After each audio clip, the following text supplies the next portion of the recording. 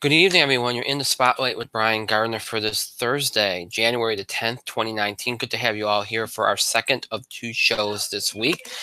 Hope your week is treating you well. Here where we are, it's very snowy and cold. So if you're in the midst of that, please stay warm and hope everything's safe for you. And again, that your day is going about as well as it could be. Today, of course, a very important deadline for our show, as tonight is the deadline for the nomination ballots for this year's Film Awards. That deadline was at 10 o'clock p.m. Eastern Time tonight. So if you have not gotten your nomination ballots in, that is no longer a thing. The deadline has passed. You can no longer submit any more nomination ballots. And from my understanding, I think that most of the ballots have been submitted. So I think we're probably, because we obviously those that requested, I think most of those that requested submitted their ballots. So I don't think there's going to be too much of an issue. But if you were one of the very few that did not submit a ballot, that missed the deadline, then you're out of luck. So that deadline has now passed. The nominations for this year's Film Awards will be announced next Thursday, January the 17th, here on the show. And of course, next Thursday, we'll also let you know how you can participate in the live vote awards. Those awards that will be voted on live during the Film Awards next month. So next Thursday, we'll let you know how you can help us to decide those nominees. And how you can be involved in that. So stay tuned for that. I think I confused some people because I had mentioned that I would tell you about that tonight. I was wrong. I always explain that when we announce the nomination. So that will be next Thursday, not tonight. So my apologies for being a little unclear about that for those of you that are new to this whole thing. All right, so with that being said, now that I mentioned that little announcement and reminder, let's begin, as always, by reminding you all the ways in which you can interact and contribute to our show. Have your voice heard by emailing us at itspotlight411@gmail.com. You can also follow us and tweet us at itspotlight411. Remember to use the hashtag itspotlight411 for anything you tweet regarding our show. And, of course, you can find us on Facebook. Just search in the Spotlight 411 on Facebook, and then make sure that you like our fan page once you find it, so you can interact with us and be alerted to all the big news involving our show and whatnot. Couple things here. Please, if you hear a voice in the background, just please try to ignore it. One of the drawbacks, and this is something that I've had to deal with in the last couple of years. Living in the house I am now. Sometimes you get background noise, including on Tuesday. My daughter was crying towards the end of the show, which is not her fault. She's a baby; she's gonna cry. But I know that for a fact that a lot of people did hear that, so that kind of becomes a distraction. And sometimes you hear people talk in the background or TVs in the background. So I do try to get rid of the ambient noise, the background noise. Sometimes it's just I'm unable to do it. I do the best I can with it. So please bear with me. That's something that we're going to try to fix in the coming months here, so that if something else is going on around me or something, it doesn't interrupt or interject with the show. So please keep in mind, we do know that's happening. We'll do our best to kind of nip that in the bud and not have it be an issue. Sometimes it's more of an issue. Sometimes it's a major issue, and sometimes it's a very, very minor issue. Sometimes not an issue at all. So, but I just want to let you all know. I know on Tuesday towards the end of the show, I was distracted by it. My daughter was crying, and I really just wanted to get off the air to make sure she was okay. My wife was with her, but I still wanted to make sure she was okay. And then tonight, you might hear my wife. She's on the phone with somebody, and there's very few places to go where she can be on the phone because our daughter's upstairs. So she's down here on the phone. So you might hear her voice in the background. So just be aware of that. And sometimes people tell me they hear the TV in the background and stuff. And sometimes I keep the TV on because there's a game on. I'm trying to give score updates and stuff. So sometimes I do keep it on. I try to keep the volume down, but sometimes it just happens. So again, just bear with us on that. We'll try our best to not have that interfere with the show. And if it does, I try to make sure that you all can still hear me and hear what's going on. So, just bear with us on that. We're working on that, and hopefully it won't be as much of an issue as it's been in the last few years. Something I haven't mentioned a lot of, but something that we're working on, because it has been an issue at times, and just know we're aware of it. And I know it's annoying, so my apologies. we're working on trying to find some a studio space somewhere, whether it's in my house or somewhere where we can do the show privately and not have these issues arise. So just bear with us. It's one of the changes that we're hoping to make in the coming months. So, um,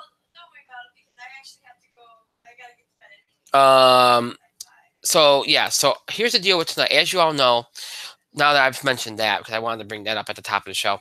Now that we've mentioned that, before I get into what we're going to be doing tonight, I want to mention the passing of somebody that might not be known to a lot of people. And that is, and this is on the sports side of things, that is Rick Down, who passed away today at the age of 60, which is very young. Rick Down was a hitting coach for the Yankees when Buck Showalter was there in the mid-90s. And he worked for other teams too, like the Mets. I want to say he worked for the Reds as well, but he worked for many teams. And Rick Down was, in my opinion, one of the better hitting coaches in the game. And really, he was one of those guys that really, in my opinion, never got their due. We talk about the managers. We talk about a lot of times about pitching coaches, but nobody really talks about hitting coaches unless they're not doing a good job. But Rick, and so, Rick Down probably never got his due for a lot of the things that he did. He's the reason why Paul O'Neill was what he wasn't in New York. He was the great hitting coach, and he believed very much in rhythm at the plate and in how your feet are at the how your feet are placed and what you do if you put the foot tap, which I think O'Neill had. Things like that. He was very much about that. And I think a lot of the strategies and the things that he taught are lost art now, and it's a shame. It really is. So I just wanted to note that at the top of the show for those that do not know. Rick Down, who passed away today at the age of 68, may rest in peace. And again, our condolences go out to his family and his friends and loved ones. So very young to pass away at that age. So our condolences to his family and may rest in peace. I wanted to make sure I noted that because I know he's somebody maybe a lot of people might not really know or talk about. Okay, so with that being said, on to more trivial matters. What's going to be going down on the show? Just like Tuesday, I said on Tuesday, we're going to have a combo show tonight. And as I said on Tuesday, we kind of split the topics up. I did some topics on Tuesday that my co-host Michael will not be with us tonight. Right now, he's in that schedule where he's only with us on Tuesday. I try to put topics on Tuesday that he could engage with us with, because those are topics that he knows about. And he could have a discussion with me about, and that's why I put those topics that I did on Tuesday, which left us with some of the stuff that we usually do for tonight: box office beat, TV highlights, NFL stuff that we usually do on Tuesday. We're going to do tonight, which we can do now this time of year because we don't have games on Thursday, so we can afford to do that. So that's what we're going to do tonight. A lot of the stuff that we usually do, box office beat, TV highlights. We'll do our usual NFL stuff again tonight. We'll look back at wildcard weekend, look at the divisional playoff weekend. We'll also talk about the NFL coaching carousel, any other sports stuff we have to cover. We will not do college basketball. People have been asking me. We haven't been doing a lot of college basketball this year. And honestly, it hasn't been, I'm not saying it's been a bad season. It's just that everything's gone almost according to what you'd expect it to do. And the very few things that haven't, I think we've talked about. But we will get into some more college basketball starting next week, so no worries. We won't do anything with it tonight. But now that we're, next week will be about a full week or two into conference play. We'll start talking about it more as we approach, especially as we approach February with the bubble watch and all that stuff. So we look forward to that in the coming weeks, but we have so much other stuff to get to that there's just no time. So that's what. So tonight you'll get the NFL, you'll get and then you'll do some stuff with the NFL coaching carousel. Manny Machado, where we're at with that, because a lot of people have been asking my thoughts on that. There's really no other big MLB stuff out there. I mean, we could talk about Tulowitzki, but that's like a high. It's a low risk, high reward type thing, so there's not much to talk about there. Jed Rowley signed tonight, but that's not a big deal, really. On the fact that you're starting to see some of these free agents that have been holding out finally starting to sign. But so we'll just talk about the Machado part of it. And on the entertainment side, we'll do the box office stuff and TV highlights, and that'll be it. So basically everything that we had to do this week that's left over from Tuesday we'll be doing tonight. But that's still a lot of stuff. So, and I told you I was trying this week because I thought it would lead to a better shows, and I also thought it'd be something cool to try and see our fans go along with it. And we got a very favorable response to Tuesday's show. So there did seem to be some feeling that combining everything into one kind of helped. It gave something, a little something for everybody. So, we'll see what happens. Maybe we'll do this again. Well, we have to do it again next week because we got the nominations on Thursday. We do have to have another combo show on Tuesday. So sports, entertainment, and wrestling all coming at you on Tuesday. And of course, next Thursday we'll announce the film award nominations. So we have to do that next week, but maybe the week after when we have two shows again, we'll do the same thing. Just keep seeing if people, how people continue to respond to it. But yeah, so that's what's on the agenda for tonight. And I even give you a little insight into next week. So there you go. All right, so let's get down to business here. Let's enough with the start of the show kind of reminders and information dumps. Let's get into things here. We'll start with the NFL because that's where we're going to we have the most content to discuss. And you probably heard all this by now because it's Thursday and we're already kind of moving on to what's coming up this weekend.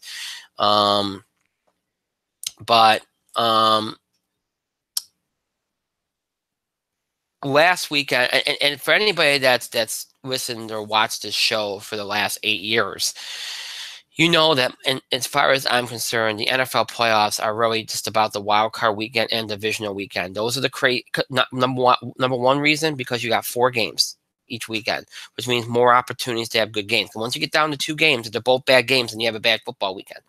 Super Bowl, if you have a bad Super Bowl, you have a bad football weekend, right? When you have 4 games, it's more likely that at least one of those games is going to be a good game. That's one of the reasons. 2, you usually have upsets both in wild card weekend and divisional playoff weekend. Wild card weekend because usually you have at least one wild card team that's got crazy momentum that can pull off a Cinderella type upset. And in divisional weekend, you have teams that have had a couple weeks off, that have had byes, and maybe for some teams they haven't played their starters for a couple weeks, and so they don't have the same momentum as a team that's been playing. Maybe had to play out the string to get into the playoffs. So sometimes you'll see a 5 or a 6 or even a 4 beat a 1 or 2 or whatever, and that makes things kind of crazy and it makes things fun. So that's why I really like wild card weekend and divisional weekend. And sometimes these weekends live up to the hype, and sometimes they don't. In recent years, sometimes they haven't. The bottom line is, whether you get big upsets or not, you still want to have good games. You want to have competition. You want compelling storylines. You want drama, right? Well, I think as a whole, you could say that about last weekend. The only game that I felt like didn't have a lot of pop to it was the first game between the Colts and the Texans. And that was an upset still. But this wasn't a dramatic one. The Colts took control of that game from the beginning and never looked back. Even though it was only a 14-point win for the Colts, they just took control right out of the gate. And look, we can talk about, I think I said this on Twitter, teams like the Texans, the Chiefs, the Chargers, they have this long history of just not doing well in the playoffs. Doesn't matter what kind of year they've had in the regular season, they just don't do well in the playoffs. And the Texans laid another egg. And people like to make it about Bill O'Brien. This started before Bill O'Brien. There's just something about it. They just don't play well, the Texans.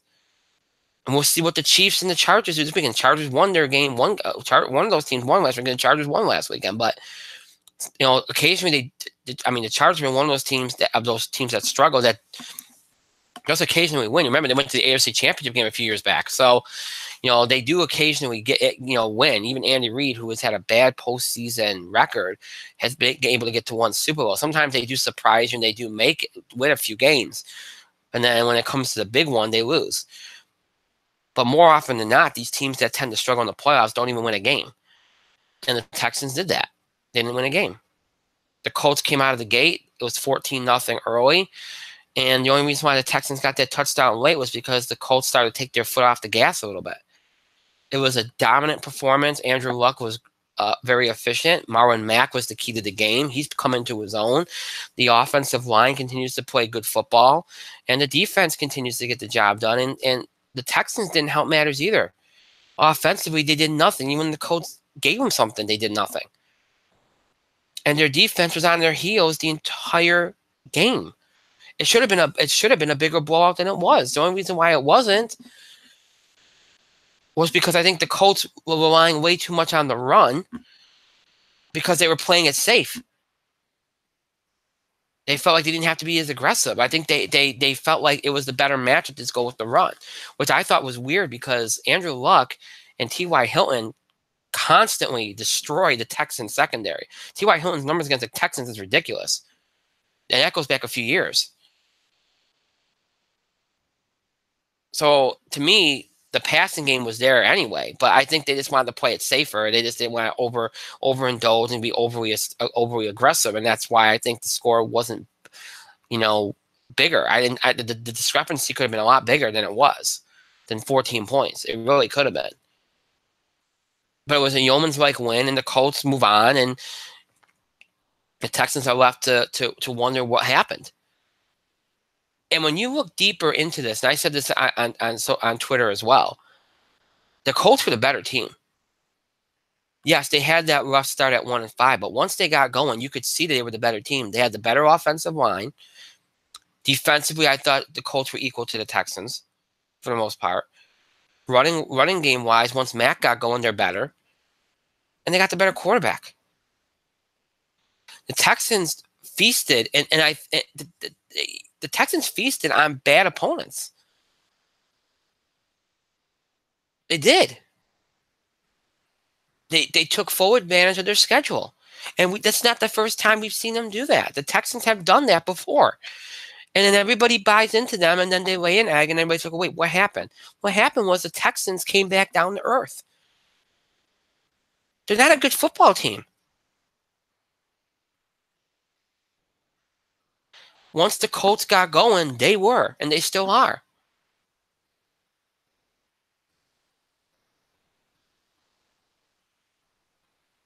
That was the difference. But the only thing they're equal on is defense. So, a great performance by the Colts, tough for the Texans. And next year, the Texans are going to have pressure on them because they had a window in the last few years where that division was theirs. The Colts were down.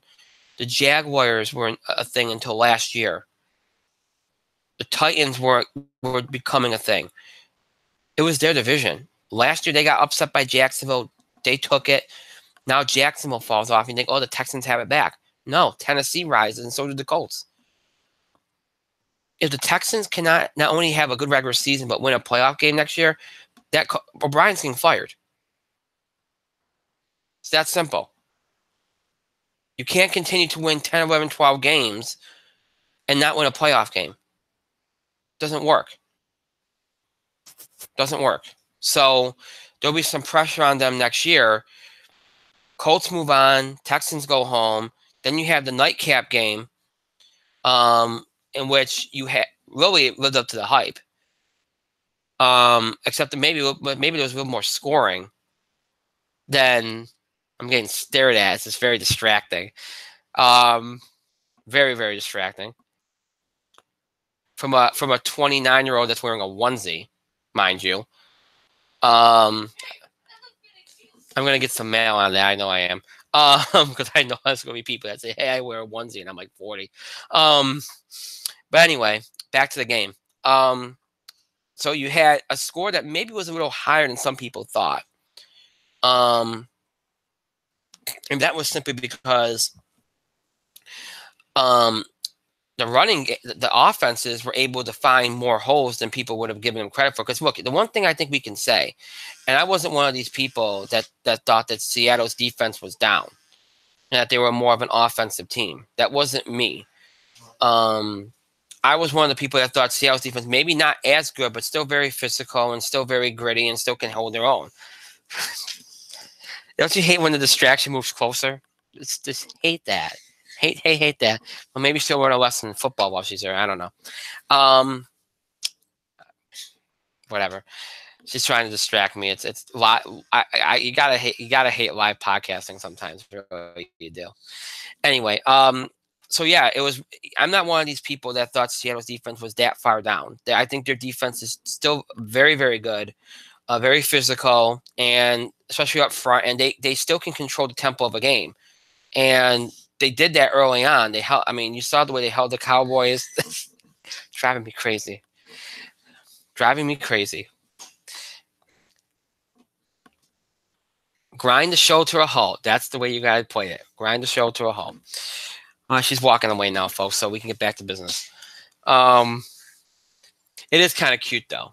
She won't let you see her on camera, but it's kind of cute. Gotta love when the wife tries to mess with the show. Anyway, people would think that's cute, so I'll get mad about that later. Anyway, so you know they had the defense did control the tempo early in that game. You know, they did hold the Cowboys down. Look, yes, I know what some people are going to say. Well, the Cowboys aren't a very good offensive team unless Ezekiel Elliott opens things up, which he did late in that game, and that really ultimately was the difference. Was that? But look, I know the Cowboys aren't the best offensive team, but Seattle still controlled the tempo of that game with their defense. Their defense was good. Their defense was very good early on. Is it what it used to be? No, but it's still solid enough where they can control the game. And yes, their offense is better. So that helps. That makes them maybe a little bit more dynamic. And you saw that Russell Wilson was great. Tyler Lockett was great. And they, you know, because of that, you saw maybe a little more of a higher scoring game than you would have expected, you know.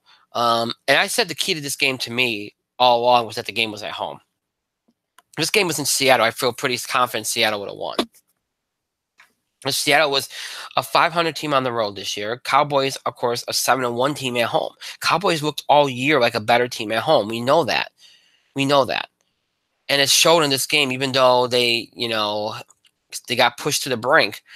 When push came to shove, they found a way to get it done. They've done that all year at home. And Ezekiel, again, was the key. 137 yards, a touchdown.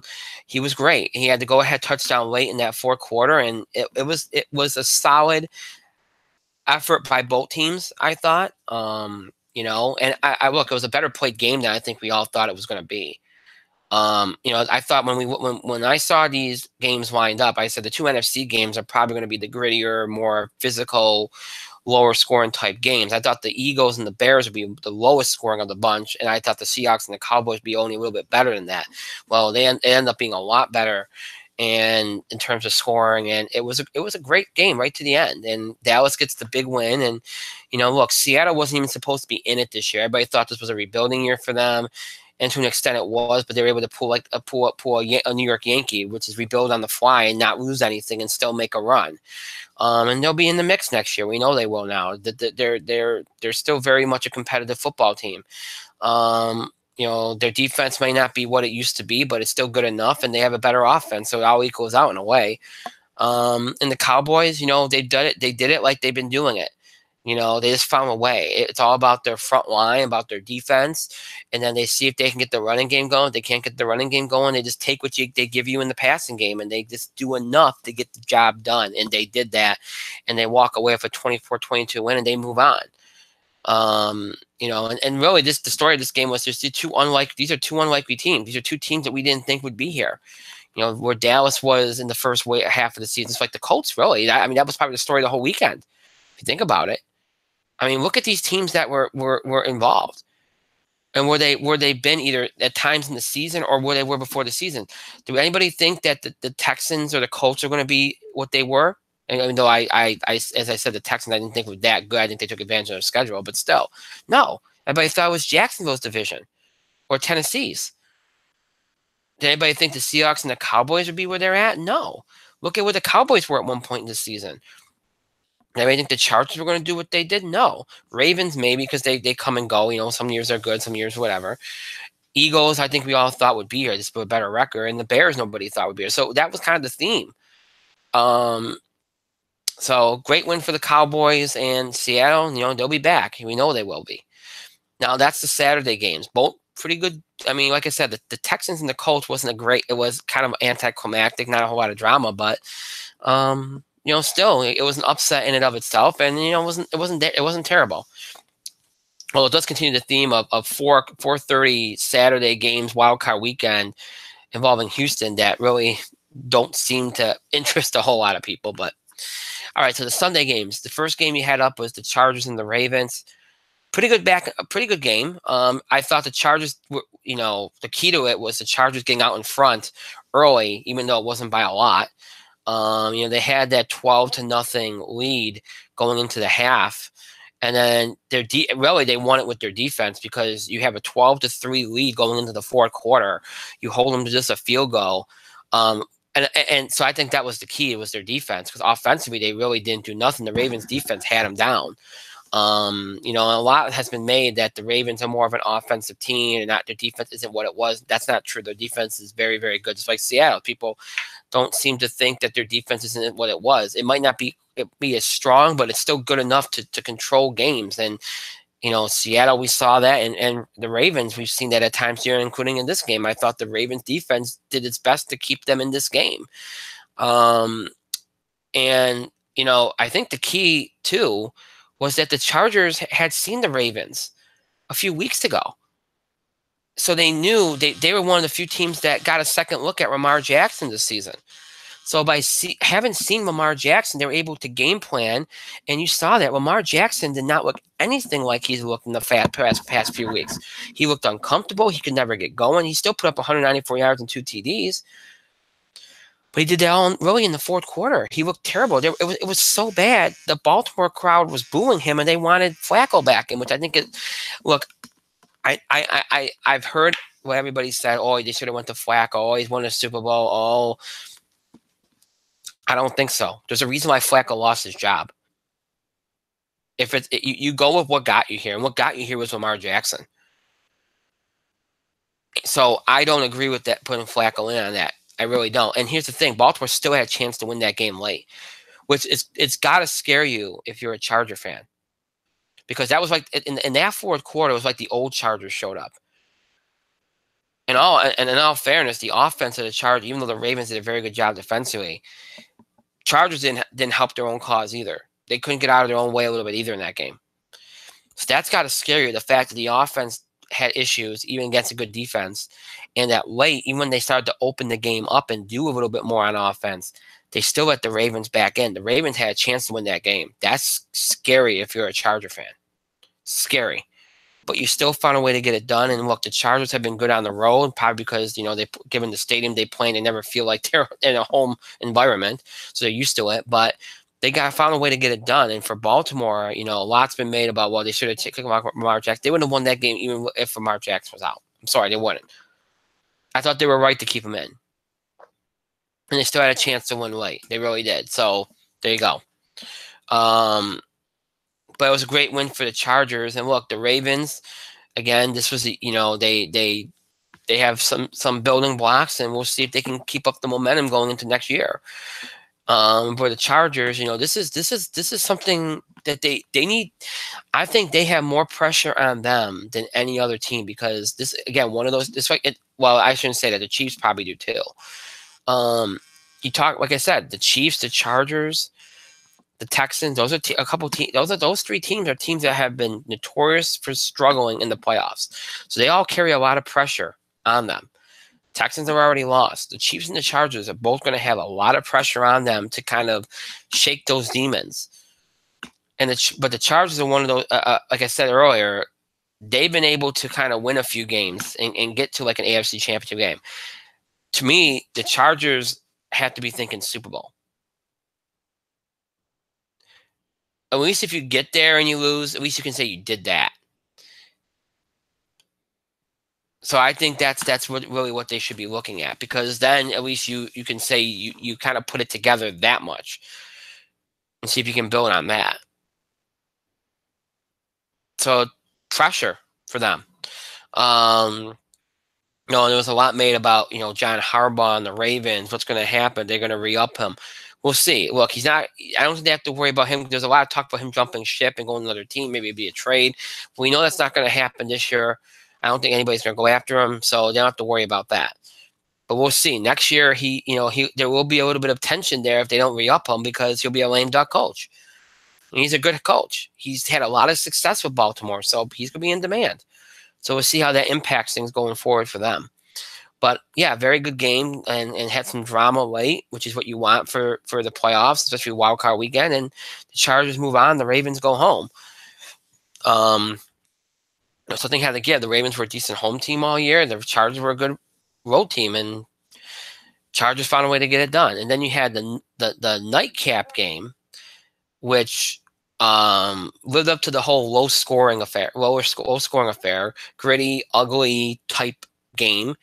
The Eagles and the Bears at Soldier Field. Bears, who have been great at home. Eagles are a 500 team on the road, but they have their Magic Man and Nick Foles, who we all know what he's done in the playoffs and what he's been able to do this year, stepping in for Carson Wentz again, and pulling off a miracle and getting this team into the playoffs. Again, last year he didn't have to get him into the playoffs, but he obviously got him to a Super Bowl. This year he got him into the playoffs. And look, this wasn't an epic performance by Foles, and the Eagles' offense was terrible, but they also faced the best defense in the NFL, so you give them a pass. And the Eagles' defense did what we all thought they would do now that their defense is healthy, and it's been getting healthier the last few weeks. So it's probably just as much has had just as much of an impact as Nick Foles has had on this run the Eagles have had, because it wasn't just Foles that got the Eagles going; it was their defense getting healthy that got them going. But look, the Bears' offense was shut down too, and look, their offense struggles anyway. But there's been times this year where they've been able to put things together, and the Eagles made sure that did not happen. So this lived up to the hype for being a dramatic, low-scoring, gritty affair. And you had the drama late. Foles gets hits going tape for the touchdown late in the fourth quarter. And you're thinking, the Eagles have this, but then the Bears managed to, light up that secondary, which, even though it's healthy, I think it was such a grind of a game that the defense was on their heels a little bit late in that game, because they had to do so much in the game. The Bears took advantage of it. They get it down in the, on the Eagles side of the field, and they're able to go for a field goal. And of course, I saw a lot of people upset with Doug Peterson for calling timeout to ice the kicker. Everybody does that. If you have a timeout, they all do that. So that's gamesmanship, folks. That's what you're supposed to do. Don't go crazy about that. Don't say, that's something, that's a horrible thing to do. That's part of the game. That is part of the game. That's what you do. So don't get on the Eagles for doing that. Everybody does that. So he calls the timeout, of course, on that. The kicker makes the kick, the field goal on that. And then, the second attempt he misses. And he's missed kicks quite a lot this year. He's missed, I think, 7. I think that Lions game, he missed, 4 or 5 in one game or something like that. I remember seeing that earlier this year. So, and ultimately on Monday, they ended up looking back at it. It looks like, I guess it was a block kick. One of the Eagles defenders got a fingertip on it. So, but still, I don't even think it would. I think whether somebody got a hand on it or not, or a finger on it or not, he would have missed it. So, it ends up being a heartbreaker for the Bears, who had an unbelievable year that nobody saw coming, and really the Khalil Mack trade to them was the spark. But Nagy did a great job with this team. Trubisky did a good job with this team. So they have something to build on for next year. They're very much going to be in the mix. They had a great season. It ends in a heartbreaking fashion. And the Eagles, the magic carpet ride with Nick Foles continues. And how far can it go? Who knows? They definitely have the tallest task this weekend of anybody, because, they get a team in the Saints who just don't lose in their building, especially in the playoffs. And offensively are a heavy load for anybody, let alone a secondary that's just now getting healthy. And, if they have to run around the field for 3.5 quarters like they did this past weekend against the Bears, even though it was more of a grind, it wasn't really a light show. This week it's going to be a light show, but it's going to have the same effect as it did last week.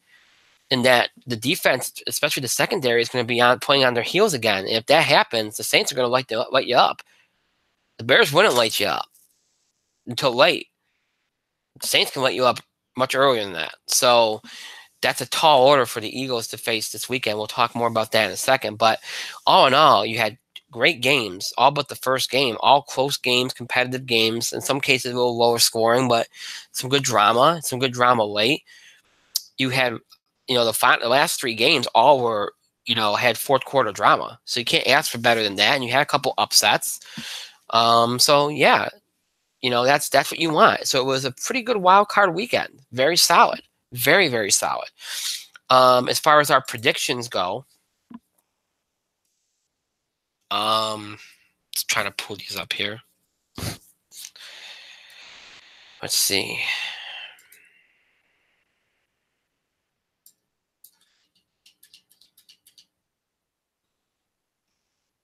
Wild card weekend, I had Colts over Texans. That was a win for me. Cowboys over Seahawks. That was a win for me. Ravens over Chargers. That was a loss for me. I just couldn't buy the Chargers. I'm sorry. And Eagles versus Bears. That was a win. So I went 3-1 for the week. So finally, a good week for me. So I did very, very well. And now it's divisional weekend. Let's talk about these divisional games here as we now enter, we get the top two seeds into play in these games. So we, again, same schedule as last week. We start on Saturday with the 4:35 p.m. Eastern game, this time on NBC from Arrowhead Stadium in Kansas City.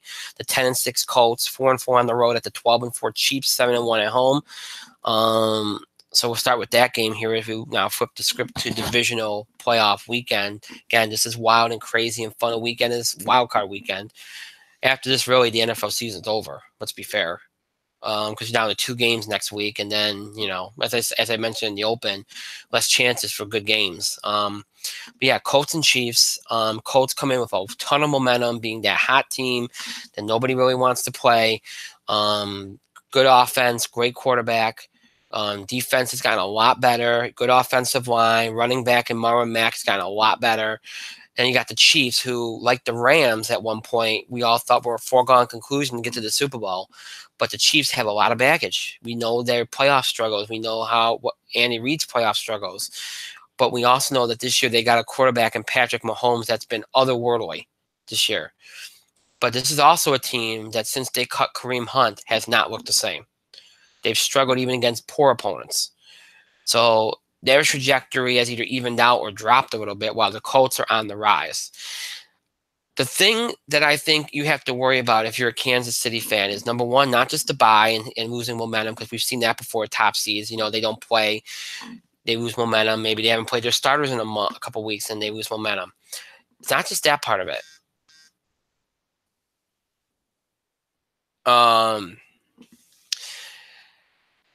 The part they have to worry about is that they are a matchup that plays right into the Colts' hands. Let me tell you why. The Colts have always liked playing, whether it's from Peyton Manning and now Andrew Luck, they've always had good success playing against teams that struggle defensively. And the Chiefs do struggle defensively. This is not a team that lives and dies with defense and running the ball like they did when Alex Smith was quarterbacking. This is a team that's opened things up. They're more about their offense now. They're about passing the ball. Now they don't have Kareem Hunt, so they can't really run the ball as much. They do have playmakers, and obviously they have a great offensive attack with Patrick Mahomes. But the Colts are very comfortable in an offensive light show. They just are. Andrew Luck can answer. They have the weapons to answer. They have a running back now too. So that might allow them to kind of impact the time of possession and limit the possessions of the Chiefs. That's something they might want to do.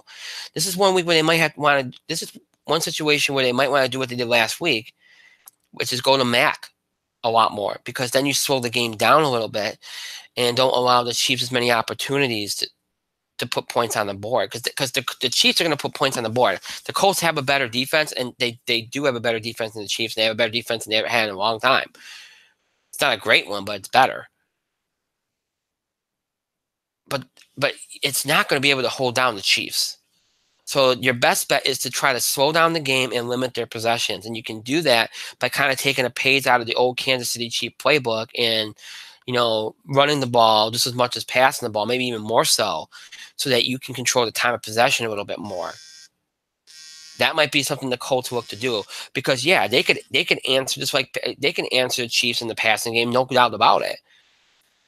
But you don't want to just keep handing the ball over to Patrick Mahomes, and you don't want to keep doing that. So if you can limit the amount of times and possessions they get, then that might help. That might be the key to the game right there. So to me, that might be part of it, time of possession. But offensively, both teams are very gifted, and both teams are going to put points on the board.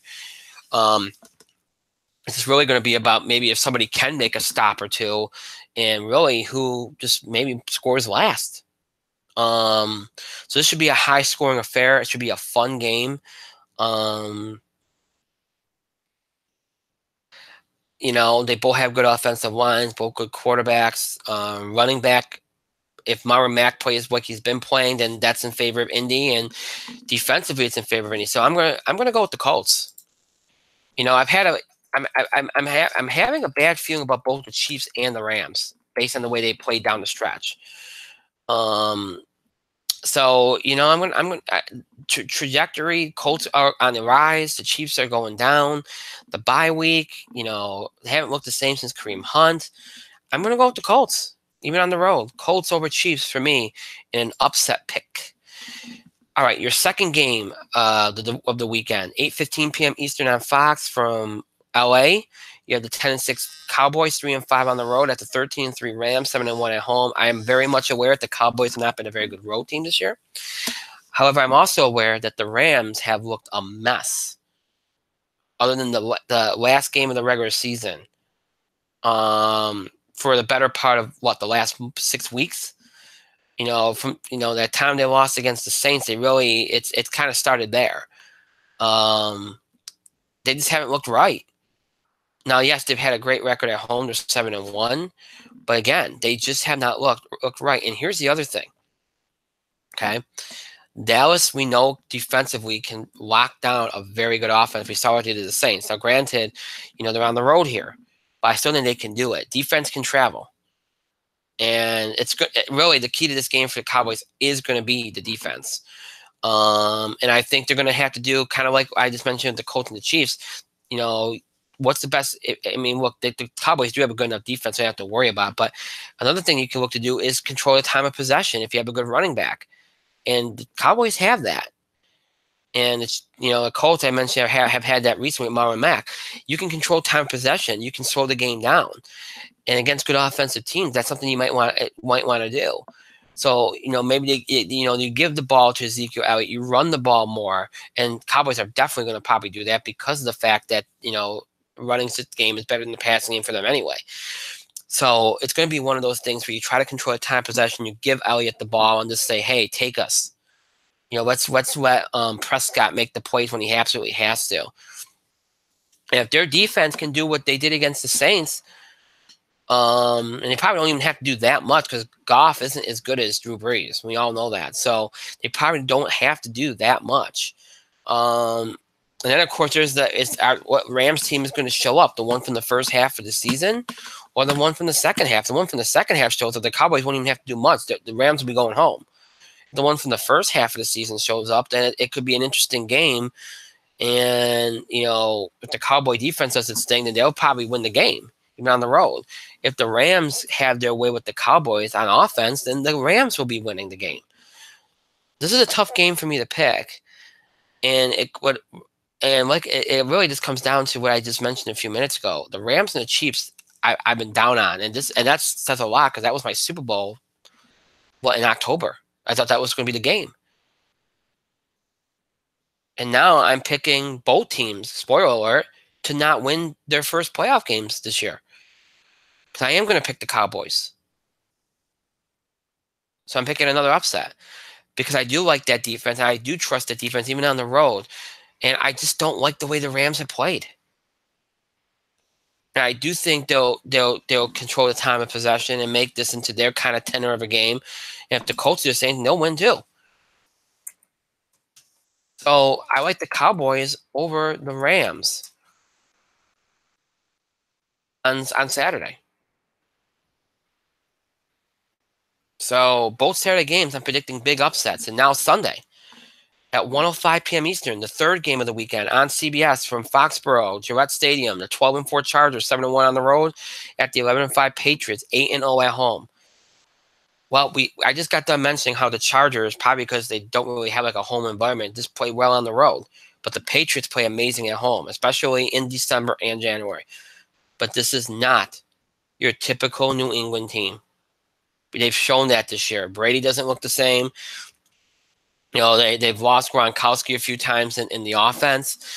They don't have enough weapons on offense, which is probably why, because they're everybody's going after Gronkowski. This is not your typical Patriot team. They struggle a little bit more on defense. Offensively, they're not as good. They don't have the weapons. Chargers, meanwhile, at one point were the hottest team in the NFL. And look, they almost blew it last week, and they've had times in the last month where they maybe look like the old Chargers a little bit. But really what this comes down to is, do you trust the Chargers? Because if you do, then you'll find that that they're the better team and they'll find a way to win, because really theoretically they are the better team. If you don't trust the Chargers, then you just think, well, even though the Patriots are not quite what they were, they'll win this game. This is a tough game for me. Just like the Cowboy and Ram game. But it's tough for a different reason. It's tough because you're a lot of it's based on nostalgia, right? You know what the Patriots have been, and you just can't bring yourself to write them off. Because every time you've done that in the past, you paid for it.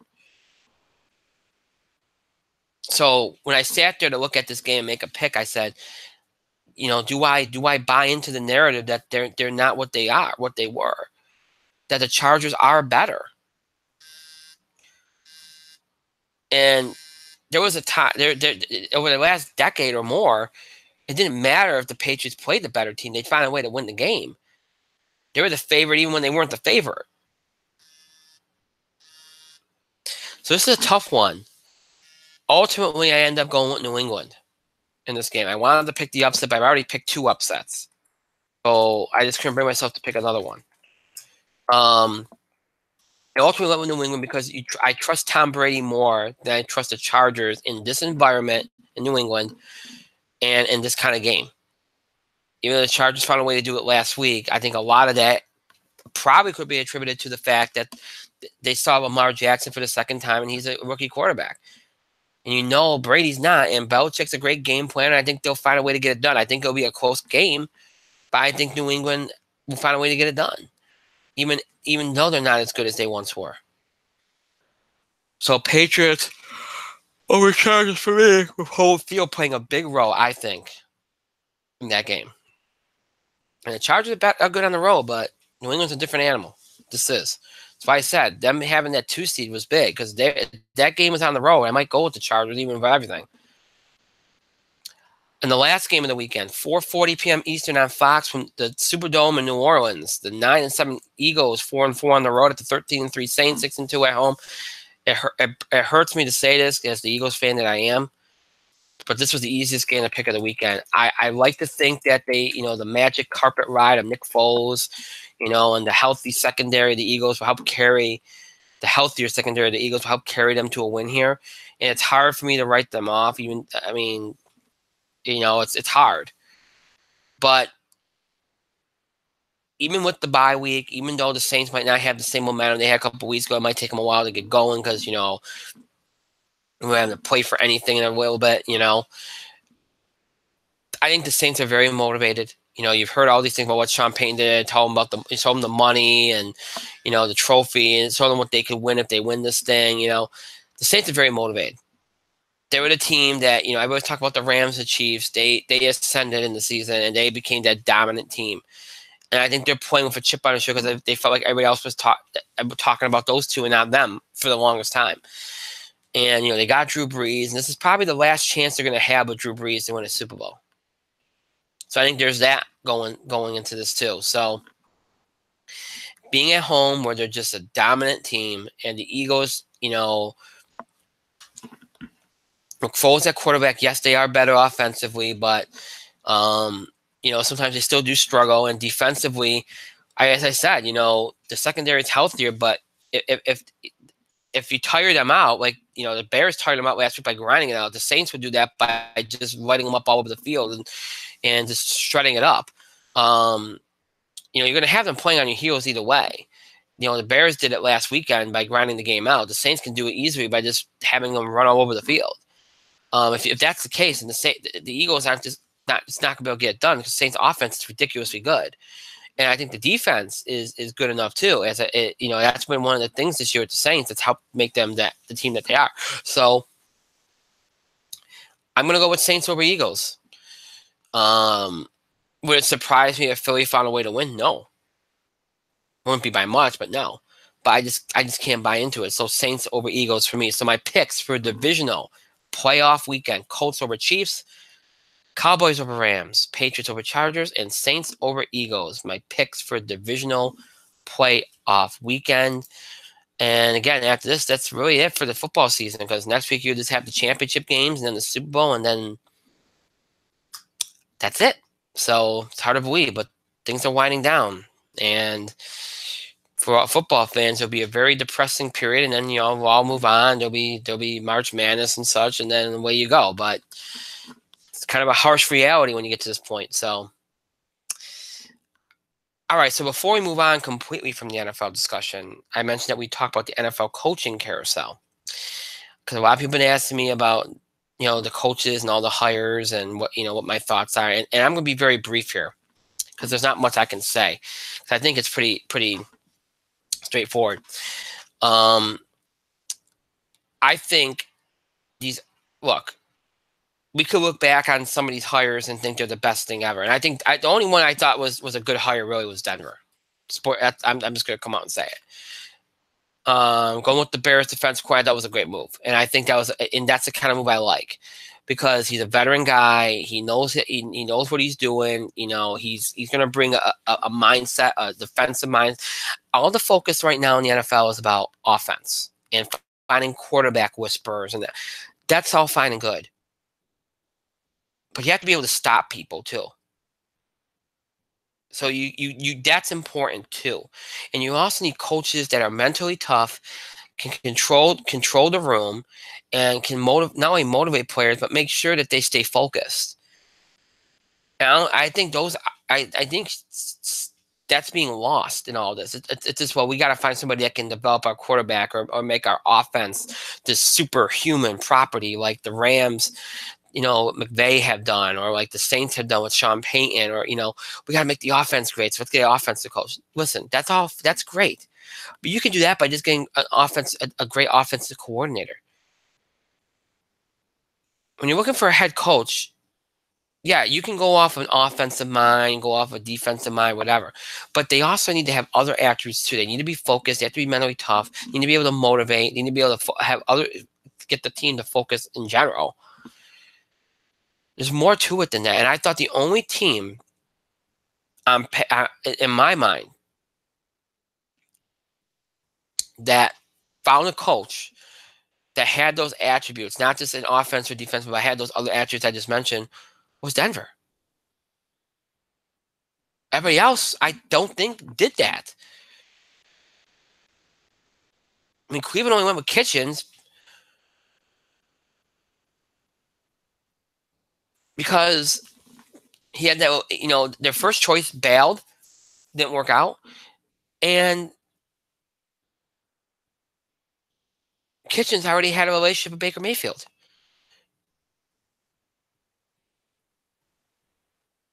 I still think they should have stuck with the interim coach, because look how good they played down the stretch. I mean, and you hear about the Jets, and the Jets wanted the guy from college, Rule, but because he wanted to pick his own assistants, they go to their second choice, who apparently Peyton Manning pushed on him, Adam Gase, who just got fired from Miami. And if you listen to what's going on in Miami, a lot of the players pretty much didn't like him and didn't want to come back if he was back. So it's weird that you're hearing about these guys these teams going with their second choices, and you're hearing about them going with guys that just don't move the needle. And I look, you don't hire coaches based on what's going to move the needle with your fan base, but still, I mean, like I said, we might look back at some of these choices, and it might end up being a moot point. It might end up being great choices. But there's no Frank Reich here. Like last year, I know when McDaniel spurned the Colts and they went with Frank Reich. I looked at this and went, you know what? I think Frank Reich's going to be at least an okay coach for them. You don't see that this year. You really don't. Other than Denver, you really don't. I mean, Arizona hired Kingsbury, who did, his only claim to fame. Well, Patrick, he helped to develop Patrick Mahomes. Or he helped. Come on. He had a losing record. You got to. It's not just about whether you can develop a quarterback or it's about winning games. And what about the other guys on the team? What you do if a quarterback doesn't work for everybody? I just don't understand the mentality of and the way that some of these hires were handled. And it's like they forgot the full picture of what a head coach, is supposed to be. And in a year or two, I guarantee you, most of these guys will be fired, and they'll be starting again. And some of these teams that our team that hired these coaches are teams that are constantly firing their coaches and can't seem to get out of their own way and are losing all the time.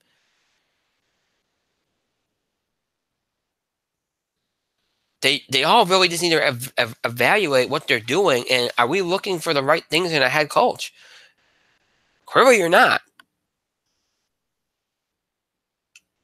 You can't just look for guys to develop your quarterback, and you can't just look for guys that are quarterback whisperers and all about the offense all the time either. You can't. I mean, if you want to have a guy with an offensive mindset, fine, but it should also be a guy that has a keen understanding of the game in general and can keep your guys focused, can motivate them, and can handle the media, a lot of things. That's very important. All those things are important.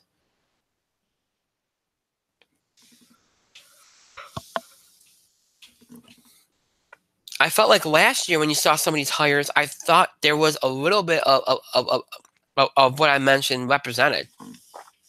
Let's hire a guy that can read the room. Let's hire a guy that can motivate, that can keep guys focused, that can keep them sharp. That, yes, they might be an offensive coach, but they have a keen understanding of the game in general. They feel the pulse of the game. They have great time management skills. They can handle the media. They can motivate. They can deal with difficult players. They can communicate well with the front office. All these things are important, not just whether you can develop a quarterback.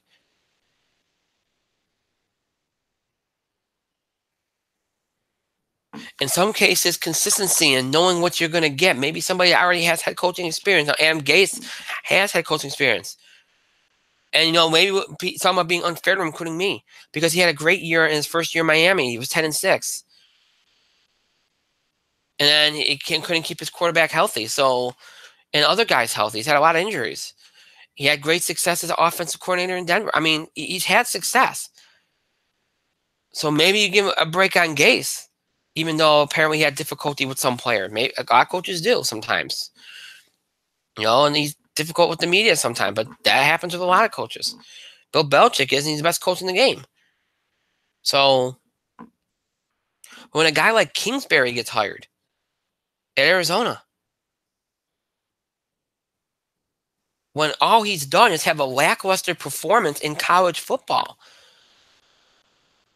when he doesn't even have a winning record, and because he developed, was able to, develop Baker Mayfield and develop Patrick. College game is different. It's not the same thing. I mean, Mahomes went 10th in the draft. If he developed him, if he was so good at developing, he should have been the first pick. He didn't come into his own until he got to Kansas City.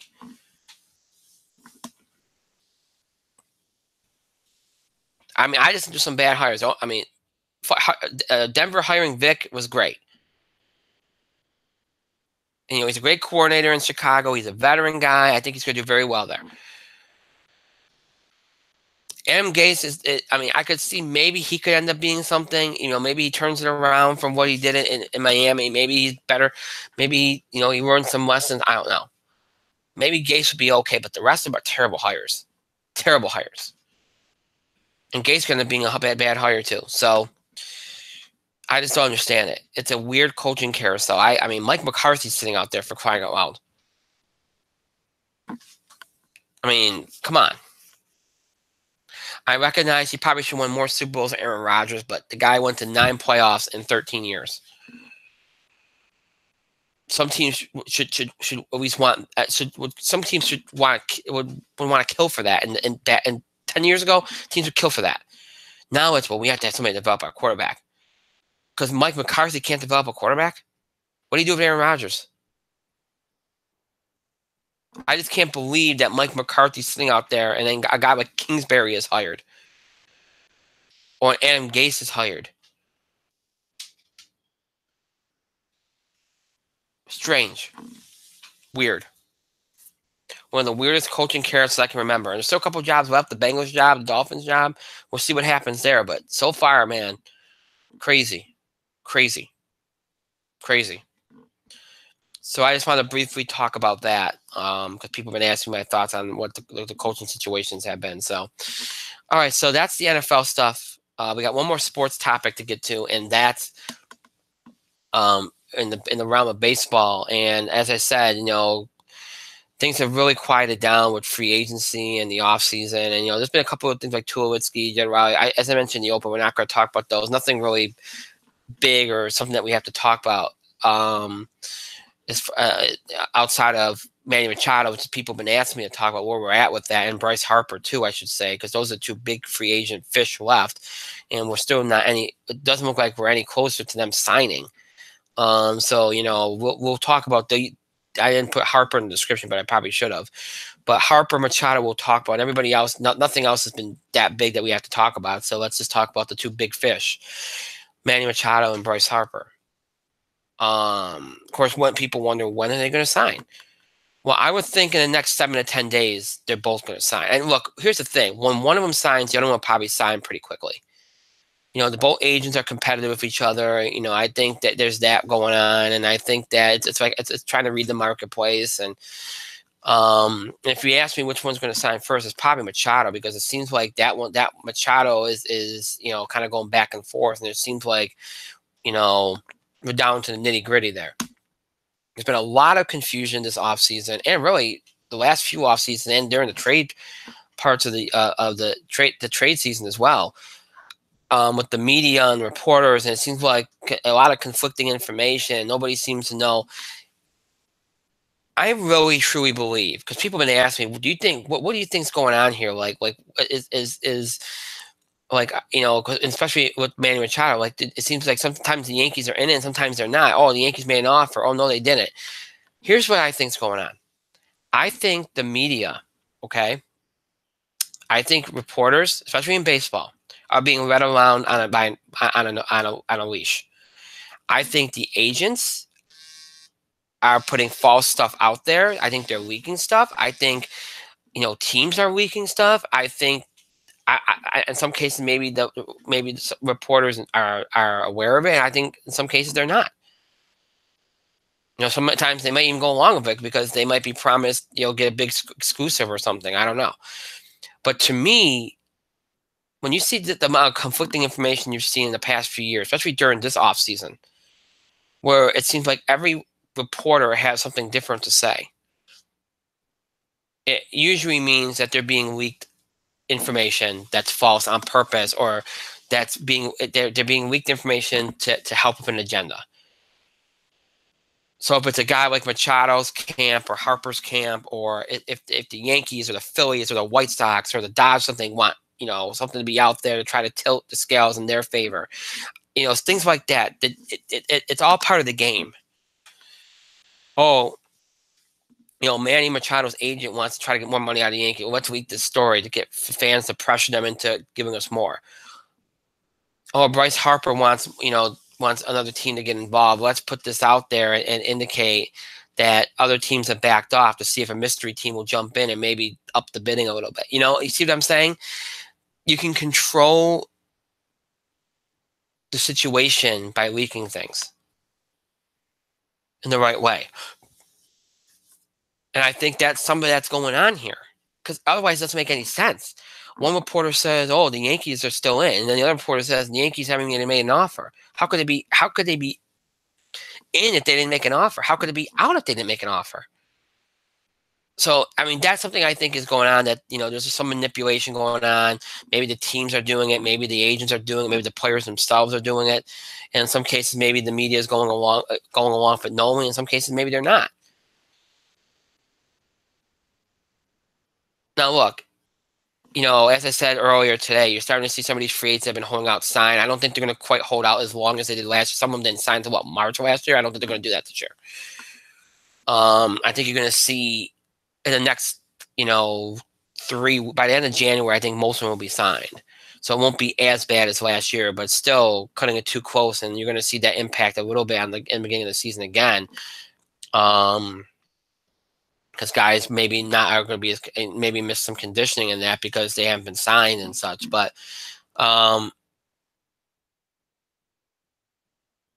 yeah,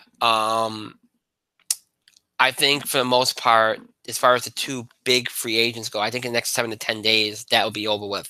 I think they'll both be signed. Like I said, I think once one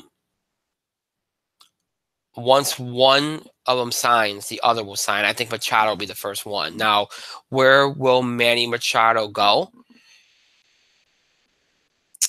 It's hard to tell. Look, if it's all about the money, he'll go to the White Sox. If it's about winning, he'll go to the Phillies or the Yankees. I mean, the Phillies seem like the best marriage of the two. It's about money and winning with the Phillies. So, logically speaking, you would think that would be the choice because of that. But it seems like his heart's set on going to New York. And the only thing that's screwing with his head is the fact that they're not offering the money he would expect them to offer and the contract that he'd expect them to offer. And look, here's the thing. And Yankee fans drive you nuts with this. Well, it's just off season's a failure if they don't sign Manny Machado or Bryce Harper. How is that a failure? Look, having either one of them is a luxury. You do not need them. See, I think if this were a year ago, before Gleyber Torres and Miguel Andujar developed for the Yankees, I think Manny Machado would already be a Yankee. They don't need to sign him. Because here's the thing that I think a lot of people miss.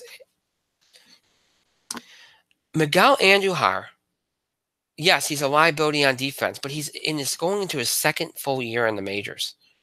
You can improve that. Look what Adrian Beltre did. But what Andujar did offensively in his first year in the majors is comparable to anything Manny Machado's done in his career. There were times last year that he was their Yankees' best hitter. Now, you want to move him to first base, something like that, that's fine. Then you can go get Manny Machado because that improves your team.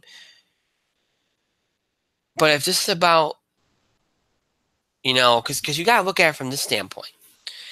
Didi Gregorius is going to come back. And when Didi Gregorius comes back, he's at shortstop. Troy Tulowitzki is only a temporary thing. You want to improve your team. That's the goal, right? You try to improve your team. Does getting Manny Machado improve your team? Well, if you put let's say Didi comes back, he plays shortstop. You put Manny Machado at third base, and you trade Andujar. You're not gaining anything. Andujar and Machado have similar numbers. Andujar's younger, he's cheaper, and look, Manny Machado, what people don't talk about is he's had injury problems. And look, Manny Machado, we all know about the baggage, the hustling, and all the other stuff, right? Lack of hustle, all the other stuff, right? Here's the other thing about Machado. He sucked it. He sucked in the playoffs last year. He doesn't have great playoff numbers.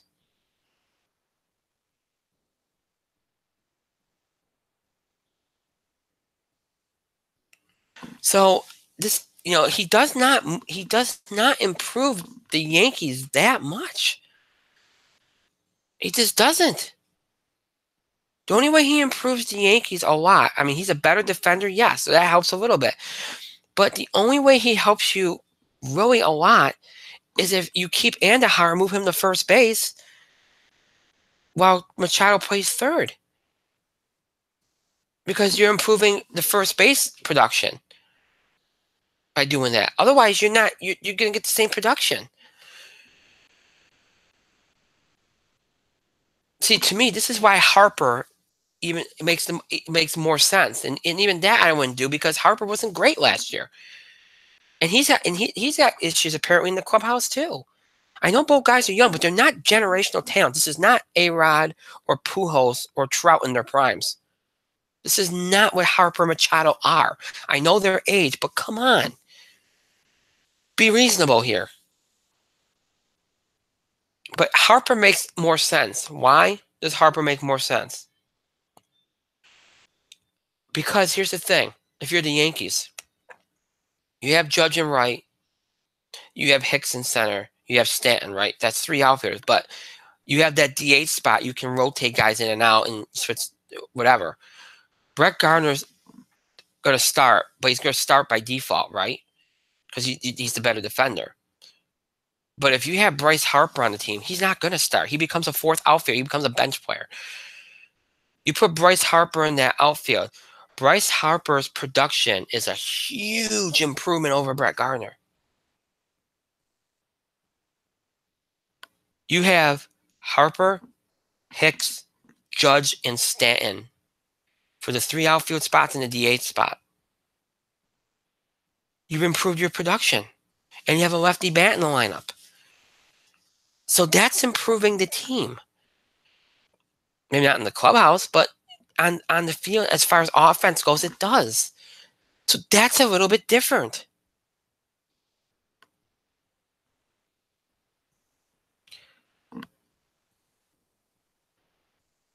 So that makes more sense to me.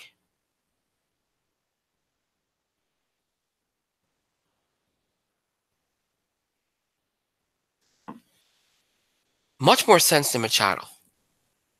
Unless you move Andahar to first. And then it makes sense. But you don't need either one of those guys. And the other part of this equation too is if you go spend on these guys, any one of them, it might handcuff you about re-signing some of the players that are going to be up for a renewal in the next few years, or it might handcuff you for any other needs. Everybody has a limit. The only way you're ever going to stop these contracts and these payrolls from getting outrageous is by putting your foot down at some point. Clearly, the Yankees are trying to assign value to players. Clearly, the whole league is, because look at what's going on with these guys not getting signed and not getting what they thought they'd get. Everybody thought it was a slam dunk that Machado and Harper would get the 10-year, $300 million deals. And if Harper had taken the Nationals deal early on, he would have. He thought he could get better than that. Clearly, he was wrong.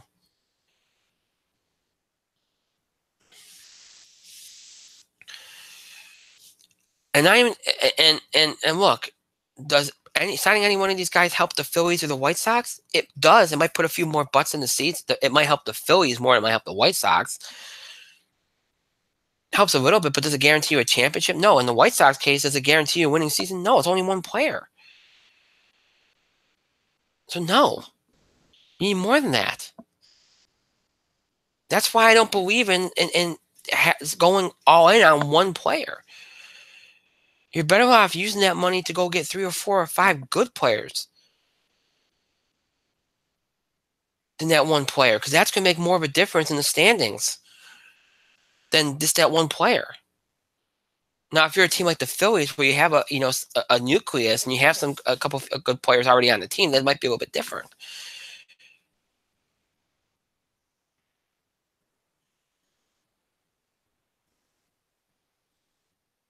If you had to ask me right now, I think Machado will still somehow end up being a Yankee. Somehow. Because everybody likes to say, well, if he was already be a Yankee, he'd be a Yankee. But you know what? If he was already going to take the money, he would already sign somewhere else too. So, and in some cases, I think these guys just like the attention. They like to drag it out. You're seeing that with the athletes ever since, it started in the NBA with LeBron and everybody. They like to drag these processes out because they know everybody's hanging on their every word and all the attention's on them. So I think there's an ego part of it too, but they can't really hold out much longer. We're in the middle of January. So, yeah. But if you ask me right now, I think Machado signs with the Yankees. And I think Harper's gonna go back to the Nationals. You heard that Boris has had a dialogue with them, and they offered him the big deal right out of the gate. He could see if they can get that deal again. I think he'll go back to the Nationals. If he doesn't go to the Nationals, I think he'll go to the Phillies. Other than the Nationals, it seemed like he wanted to go. I think he wanted to go to the Cubs. I think the Dodgers were an option too, but don't seem like those teams are in it. So, yeah.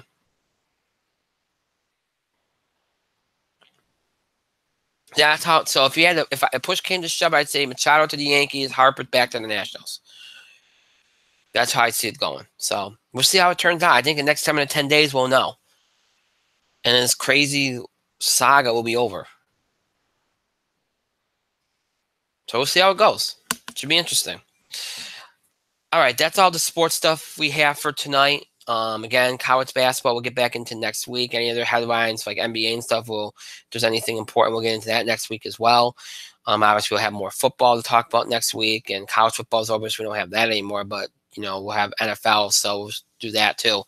So you can look forward to all that next week on Tuesday's show, because obviously Thursday will be the nomination, so we won't be doing any sports that night, but something big breaks. All right, so from sports, we now go to entertainment to finish our night, and we have a couple of our usual segments here to get into before we end the show for tonight, and that is our box office beat and our TV highlights. So we'll start with the box office beat, and this, I feel like a broken record. I think I've been saying this for the last few months. We've had short box office beats because there really hasn't been a lot to talk about, even during the holiday movie season. Everything was pretty much straightforward. This past weekend was straightforward. It was another big win for Aquaman, which we all expected. Fourth week at number one, the first weekend of 2019, it does very, very well. Not fourth week, third week, I should say, at number one, 31 million, 40% drop off. So very good hold there. And the film is the highest grossing DC cinematic movie of all time. And it's going to hit $1 billion probably within the next week and a half. So, whether you think it deserves it or not, it's going to do that. So DC has a win on its hands, and right up there with Wonder Woman is, this is in this cinematic universe they have. It's their second big win. It's probably going to end up being their biggest win in terms of gross. And it gained 59 theaters last week, so it's been a very positive story, and it was the biggest movie of the holiday season. So very good development for Warner Brothers in DC. So that's a headline, but maybe the most surprising headline of early 2019 at the box office, the first weekend of 2019, was Escape Room, which came in with $18.2 million in second place on a $9 million budget. So, PG-13, and you all know how I feel about PG-13 horror movies, but this one works out. And there's been a very good amount of success in January for some of these like horror movies. So that's why you always seen one right out of the gate after the holidays, because maybe after the holidays, all the family movies and animated movies and fantasy movies and stuff like that, people want something a little bit different. So you throw a horror movie out there and see if it works out. Well, in this case, it did. The promotions didn't make it look like anything special. It didn't seem like it had a lot of traction, but it pulls in over 18 million. It's already up to 22 million right now, 23 million worldwide on a $9 million budget. So anything it makes, it's going to be gravy. So low risk, high reward, and ends up being a kind of like a sleeper, modest hit. So it ends up being this most surprising headline of the first weekend of the new year. So very good Very good development for Sony, who's had a great few months with Venom and Into the Spider-Verse. So another win for Sony. Another good win for Sony. And then after that, outside of Aquaman's success and Escape Room's surprising success, you have Mary Poppins Returns, dropped from second to third, only dropping 44% with a $15.8 million gross, which isn't too bad, given the holidays are over. It's up to $261.6 million worldwide and $130 million budget. So not bad, but not great either. I think they might have expected a little bit more, but we'll see. Maybe it'll all equal out in the end. Bumblebee dropped from third to fourth with 13.2 million, a 36% drop off. Very good hold for that movie, which has done reasonably well. It's up to 308.7 million worldwide. It's $135 million budget, so it's done a little bit better than Mary Poppins. We'll see where it ends up. Continues to hold like it does. It might end up right around the $500 million mark, which wouldn't be too bad.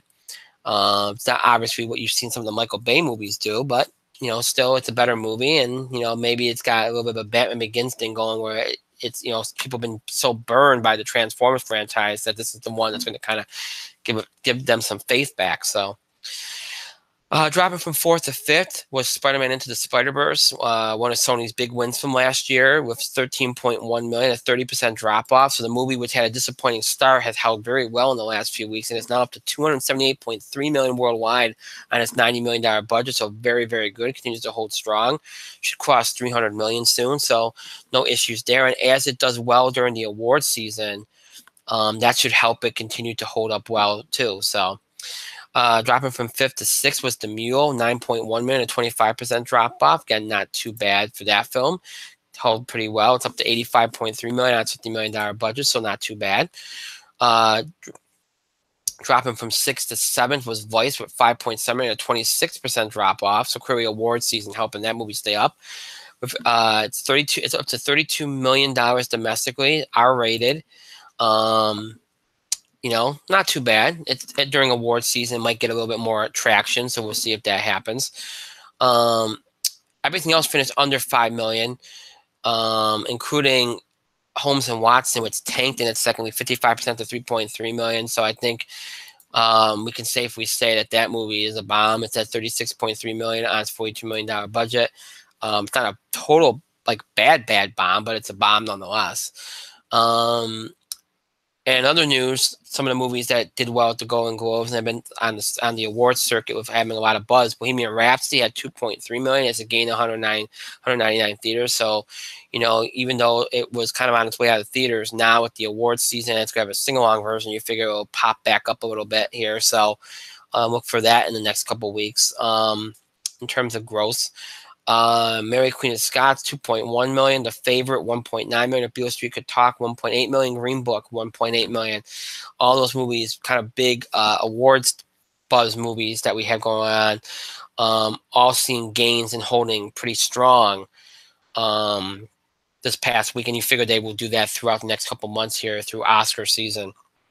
And for those wondering, A Star Is Born was in 22nd place with 634,000. It actually gained 32 theaters, went up 28%, which, again, you figure you'll see more of that during award season the rest of the way, because that's obviously a movie that's going to factor into award season very much. So, all right, so last weekend, really the story, the big surprise, Escape Room, and then, of course, Aquaman, the big stories, continues to do very, very well. And a couple good holdovers and a couple awards movies holding up decently. And all in all, it ends up being a very okay weekend at the box office, down a little bit from last year, but still pretty solid. And last week was really a transition weekend, that weekend between the holidays and, of course, the first weekend of New Year, where you're just kind of you're still burning off some of the holiday movies and everybody's kind of coming back down to earth. Now we start to build things up as we head towards February and then the spring movie season, which is always kind of like a primer to the summer. And this weekend you got 3 new releases to help build things up, and 2 releases expanding. The expanding releases, If Beale Street Could Talk, a crime drama for Annapurna Pictures, which will be expanding into 1,018 theaters. Obviously, this movie's had a lot of awards talk. It's already made $5 million domestically, R-rated, starring Regina King, Stephen James, Kiki Lane, Ed Skrein, Diego Luna, Dave Franco, and Pedro Pascal. Getting a lot of buzz. So check your local theater listings for that one. And that one should probably see a decent haul this weekend. We'll continue to have to get seen and get some traction in the next couple of weeks here during award season. And you also have On the Basis of Sex, a drama from Focus Features, expanding into 1,923 theaters. It's already made 4.5 million worldwide. Felicity Jones, Armie Hammer, Justin Theroux, Kathy Bates, and Sam Waterston star in this film, which is just a story about Catherine Bader Ginsburg, and gotten some a little bit of awards traction, but not a whole lot. So that might hurt it a little bit. But so it's gonna be in enough theaters to kind of get some eyes. So you figure maybe a $1 to $2 million kind of thing won't be out of the realm. And you have the three major releases. The biggest release is A Dog's Way Home, a family adventure from Sony Columbia, opening in 3,090 theaters, starring Ashley Judd and Edward James Olmos. These again based on a book you saw. I forgot what A Dog's Purpose. That was the one that came out last year or the year before. Did very well. So here we go again. And look, I always say if you're gonna release a family movie, there's certain months you want. I mean, yes, the bigger family movies, the fantasy movies, stuff like that, you do in December. But the other ones you do like in early November, September, October, January. That's when you really want to do it. And so smart for Sony Columbia to do this now. And Sony's had some wins lately, so we'll see if they continue the streak. And I think this will do okay. Your concern would be that there was a lot of family movies in the back half of 2018, and a lot of them did well. Maybe that'll hurt this. I don't know if it will or it won't, but I think the studio played their cards right here, so it should do at least decently. So the second biggest release is The Upside, a comedy from STX Entertainment, opening in 3,080 theaters, starring Bryan Cranston, Kevin Hart, and Nicole Kidman. This has gotten a lot of buzz. Obviously, you wonder how the Kevin Hart controversies of the last couple months will impact this, if anything. It's obviously going to play more to an older audience, but it's also banking on Kevin Hart's fan base to come out. It's a little bit of a different role for him, so that alone might get some curiosity too. But 3,080 theaters, I could see this pulling in around like 18 to 20 minutes. I don't think it's going to be a huge deal, but I could see it pulling in a pretty good amount, decent amount. And you got Leprechauns, a sci-fi thriller from Entertainment Studios, opening in 2,327 theaters, PG-13, starring Keanu Reeves and Alice Eve. When you look at these three movies, this is almost like the kind of a weekend you would see in September, late September. Couple like you look at a movie like Leprechauns, a sci-fi thriller, Upside's a comedy with a big name actor named Kevin Hart, and you got Nicole Kidman and Bryan Cranston as well, and you got A Dog's Way Home. All these movies, have the potential to make anywhere from 15 to even 30 million. So it's a little weird to see that already in the second week of January. So it goes to show you what kind of year we're going to have this year. It's going to be a stacked year. Probably the most stacked year of the bunch, because that says a lot, because the last 6, 7, 8 years have been stacked. That's just the way that the box office is now. But yeah, so I think the thing that's going to hold this movie back is all the holdovers, all the competition, also from new movies as well, all the competition, and then of course only being in 2,300 theaters, that holds it back as well. So clearly the studio's not expecting much from it. But so yeah. So this is the weekend where we kind of start to build things up and kind of veer away from the holiday movies. And yeah, you got still some awards movies in play, but you're starting to transition out of them, build towards the February and then the spring season. So spring movie season. So here's how I see this weekend going. I think A Dog's Way Home will have enough to get to number one. Actually, no, I'm going to take that back.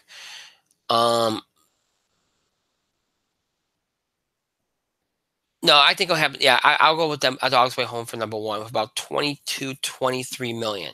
It's going to be close.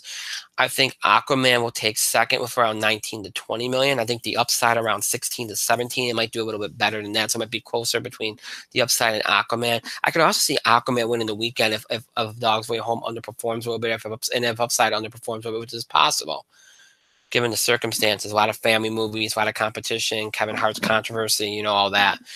So The Upside around 16, 17 million.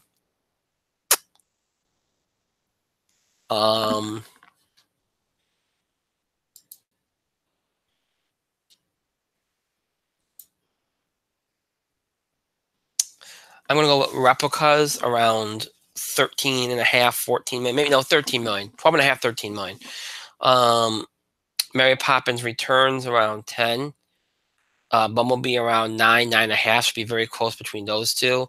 Spider-Man Into the Spider-Verse around 8. I think Escape Room will drop very, very hard to around like 7, 6.5, 7. The Mule around 5.5, 5 million. And I think everything else will be under 5 million, including Vice, which I think will probably be the next one up in line, probably around like 4, 4.5. Might not drop too much from last week. So that's how I see this weekend going.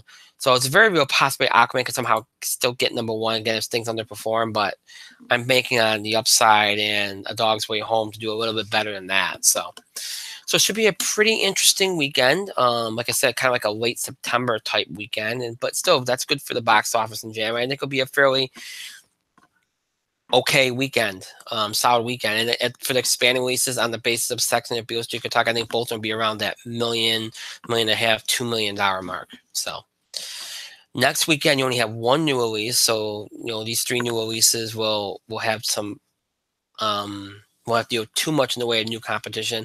That releases Glass, the capper to the Unbreakable trilogy. That'll be opening in 3,500 theaters next weekend. And the week after that, you have two movies, Serenity and The Kid Who Would Be King, another family movie, this time on the fantasy end of things from Fox. So, but yeah, so that's what you have coming up in the next couple weeks here as we round out January. And then in February, we'll get into some big stuff here. As you get the traditional winter break, mid-February, Valentine's Day type period where a lot of stuff is tossed out there, a lot of big movies. And then again, you start to also build towards spring movie season as well. So big stuff upcoming here at the box office. So, but this weekend should be a fairly decent weekend. So that's the box office. Again, not a very long, detailed, drawn-out box office beat, but again, not much to say. It's it is what it is. Sometimes, these last few months has been pretty straightforward. So what's not, if there's not much to say, there's not much to say. This is the way it goes. All right, so from the box office, we jump to TV. From movies, we jump to TV. And I have a few TV highlights for you here as we're now getting, we're past the holidays. Some shows are coming back. And as I said, a lot of the shows that I usually seek out are coming back in 2019. A few have already been back. So I should comment on them. I haven't gotten to as many of them as I would like, but there's a few I'd like to comment on. I'll comment on Gotham. I thought Gotham was absolutely phenomenal last week. Again, they have to kind of tell a story fast. It's the last season. You only have 12 episodes, but I thought it was a very strong premiere. A lot of things happened and they amped up the action. I thought the production of the show was very good. Yeah, I thought it was a very strong start. And if you haven't gotten into the show, if you maybe quit the show because you just didn't like what they were doing, it wasn't a Batman show, like you should get back into it because the show is really, in the last season or so, it's been really good. And season 5 got off to a great start. So Gotham, I thought was very good last week. I thought the Blacklist was. I thought the Blacklist was very good after about a season and a half, where maybe actually 2 seasons, where it just felt like the show was just going around in circles. It feels, there's an urgency again. I like the twist of Red being arrested and the whole stuff with Liz and her sister, and I think it's kind of amped things. So it reminds me a lot of season 3 where they kind of flipped everything on its ear and kind of shook up the show. So I felt like they needed to do that. I think it's a smart thing to do, and I think the show was really good last week in the way it handled things. So good start to season 6 for them. What else? I think about what else I watched. What else came back last week? That can't be it. There's got to be more than that. I mean, I watched the Golden Globes, football, and everything else. What else is there? I'm trying to look back at my notes and see if there's any other shows. The DC shows came back this week, Arrow and all, so I don't have anything to talk about with those.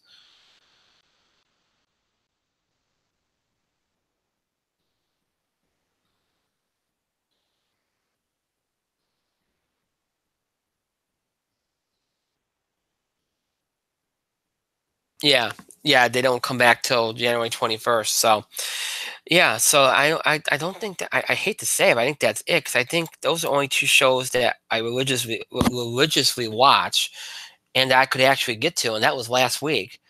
So, yeah, I don't have a lot. Unfortunately, I don't have a lot to offer. I probably should do this segment on Tuesday because I know Mike would have threw a few things in. But yeah, so that's all I really got to recommend. I hate to say it, but that's the truth. I haven't gotten the chance. A lot of shows haven't come back, and I haven't gotten the chance to get to a few of the other ones that have come back that I wanted to check out and mention. But yeah, so that's all I got. So kind of like I'm just throwing out 2 shows that I like to you all, and um, kind of being fanboying out a little bit, but but yeah, so that's it for TV highlights. I thought that'd be a longer segment. I apologize. I thought I had more shows in my notes, but apparently I don't. So yeah, check out those 2, and hopefully you watch far more than get the chance to watch far more than I did, and maybe you can even email me or Facebook or tweet me and let me know of any other shows out there that you think I should start watching, and then I can talk about those so I have something more to offer until I can get to some of this stuff that I want to get to. Um, so yeah, so very brief TV highlights. My apologies, folks. That's been like that for a few months. This is why we need to do this segment when Mike's around because he offers different things. He gets to far more than I do. I have too much on my plate, but yeah. So that's it for TV highlights, and that's it for entertainment. That's also it for the show. So kind of an anticlimactic ending, but hey, you know what? It's getting late anyway, so we probably should wind down. So let's do that then. As always, the show might be over. It does not mean you have to stop interacting and contributing to our show. Continue to have your voice heard. Send us your questions about the show, the scheduling of the show, topic ideas or breaking news items, radio, sports, entertainment, or wrestling you want us to cover. Reactions, comments, opinions, things we talked about in the show, things we said. Remember, questions about the film awards. You can email, Facebook, or tweet us. But any submissions at all have to be emailed to us only, so please keep that in mind going forward if you continue the process in the next few weeks. So again, email address for the show, itspotlight411@gmail.com. You can also follow us and tweet us at itspotlight411. Remember to use the hashtag itspotlight411 for anything you tweet regarding our show. And you can find us on Facebook, as always. Just search for In the Spotlight 411 on Facebook, and then make sure that you like our fan page so you can interact with us and catch up on all the important news regarding the show and all of that cool, fun, important stuff that you need to be able to do. Again, follow us on social media, follow us on Facebook, follow us on Twitter so you can get information about the show, any last minute cancellations, postponements, any other information about the show that's important and pertinent to know. So you can interact with us and give us your feedback, all that stuff you can do if you follow us on social media, on Facebook and Twitter. Make sure you do that. Very important. That's why I say it. That's why I mention it twice at the end of the show spiel, because it is very important. You have 2 ways to get to the show and look back at classic episodes. You can either stream us anytime on YouTube. Just search In the Spotlight 401 on YouTube. When you do, you'll be taken to our show page on YouTube, where you can stream every episode we ever produced for YouTube, going all the way back to mid-October of 2015. All those episodes available for you to stream anytime you want from mid-October 2015 all the way up to tonight's current episode. Those episodes available again for you to stream anytime you want. So if you'd like to do that, head over to YouTube and search for In the Spotlight 401, and you can stream those episodes. If streaming is not your thing, maybe prefer to listen to us on the go, just listen to us in general, or you're interested in older episodes of the show. If any of that applies to you, check us out on our main host sites, Podbean and iTunes, to search for In the Spotlight 411. And when you do, you'll be taken to our show pages on both sites, where you'll have access to every episode we've ever produced in the over 8 years we've been doing this show. So every episode from our original Blog Talk Radio run, from our Talk Show run, and of course all episodes from our current YouTube run, all transfer into audio form for your convenience. Every episode we've ever done is available for you to listen to in audio format, all listed in order from the most recent show, that being tonight, all the way back to the oldest show way back in October 2010. All those episodes available for you to listen to anytime you want. You might be just a fan trying to catch up, or maybe missed a part of an episode and you just want to check out an episode again. Or maybe you're a longtime fan and wants to look back at an episode from 4 or 5 years ago, or a new fan wants to check an episode like that for the first time. See what we used to do, what we used to be like, or any of those things you can do. Any of those things you can do on our main host sites, Podbean and iTunes. Just search for In the Spotlight 411. So again, Google Plus, YouTube, Podbean, iTunes, Google Plus, YouTube, Podbean, iTunes. Your ways to keep up with the show and look back at classic episodes. Just search for In the Spotlight 411. Again, just search for In the Spotlight 411. So so make sure you do that on Google Plus, YouTube, Podbean, and iTunes. You can do that on Google Plus, YouTube, Podbean, and iTunes, so you can keep up with the show and look back at classic episodes anytime you want. So make sure you do that if you wish. He's not here tonight, but he'll be back with us on Tuesday. Give a shout out to my co-host Mike, who everything's going well for him. So shout out to him. And of course, I thank myself for another great show. Pat myself on the back, and thank all of you for your continued support and contributions to the show. Thank you so much for watching. And to those that'll be watching or listening to this later, thank you to you as well. I hope you all have a great rest of your night, a great weekend, and a great start to your week next week. We have a big week coming up on the show next week, next Tuesday. It'll be a sports, entertainment, and wrestling combo show. So we'll go over on the wrestling side, Raw and SmackDown with any other wrestling news we have to get to. Entertainment, box office beat, TV highlights, any other entertainment stuff we have to get to. And on the sports side of things, we'll go over NFL divisional playoff weekend. We'll look ahead to the championship weekend. If there's any big news from baseball, NBA, college basketball, we'll get to it. All that will be coming at you on Tuesday's show. So a lot to do on Tuesday. That'll be a big show. And then next Thursday, the In the Spotlight Film Award nominations will be announced. And we'll also tell you how you can be involved in the live voted awards. Those are the awards that will be voted on live during the Film Awards next month. All that will be coming at you on next Thursday's show.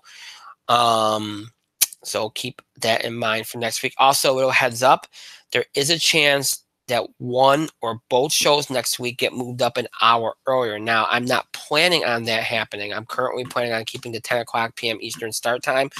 But because of circumstances, which I won't get into, it's something personal and stuff like that, we might have to move things up for at least one show next week. But I will let you, if that's the case, I will let you all know about that on social media, on Facebook and Twitter ahead of time. So just make sure that you follow us on social media so you can have access to that information. That's why it's so important that you do that. So, so just stay tuned for that next week. So again, that's not a guarantee that it will happen, but just a heads up that it could happen next week. So, all right. So with that being said, that is it. Again, have a great rest of your night, a great weekend, and a great start to your week. Next week, we'll see you back here for our next show this coming Tuesday, January the 15th, broadcasting and streaming live here on YouTube at 10 o'clock from Eastern time, unless otherwise noted.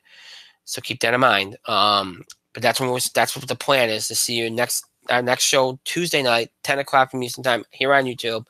So unless that changes, that will be the time, and that will be the day. So well, that will definitely be the day, but that will be the time unless something changes. So keep that in mind. So until Tuesday, I hope you have a great rest of your night. Stay safe. Good night, everybody.